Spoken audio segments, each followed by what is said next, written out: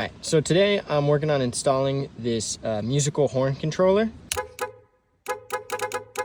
First step is we got to get this whole plastic area underneath the steering wheel off. There you go. Grab right here next to the steering wheel and give it a good pull. Got these two. Tab on top, you can just slide that forward and that drops out. Now this whole left side is completely loose. Pull on this. Oh, actually this one came out really easy. There you go. Just yank on that. And then there's the plastic bit loose. All right, so the way these horn controllers work is it turns out they actually just bypass the horn relay and fuse, which would normally be in the car, and you wire them directly into the horns. And pretty much all cars will have the horns somewhere behind the front grille.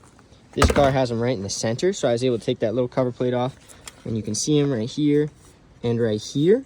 Pretty much for all cars, black is always negative, and the green ended up being the positive wire to it. What I am just gonna do is I'm gonna leave the normal horn connected, so that'll still work as usual, and then I'm running a dedicated black and red through the firewall to the battery, and then splicing in the two horns to another wire to bring back in to the horn controller. Right now working on trying to get some wires through the firewall right down there and then up to the battery.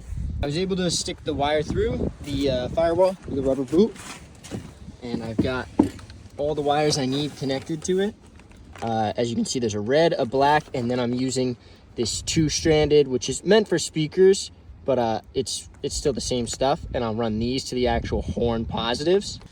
Okay, so I got it all wired up. I didn't have any wire loom, so I just wrapped the whole length in electrical tape, and then I just threw two lugs on this end to connect it to the battery. Ideally, you'd want an inline fuse. I didn't have one, so maybe I'll buy one later and put it in, but you always want to put a fuse when you put something directly into the battery, just in case it shorts out. You don't want to fire. And then the other two wires go up here from the front bumper and right up to here, which is the horn wires.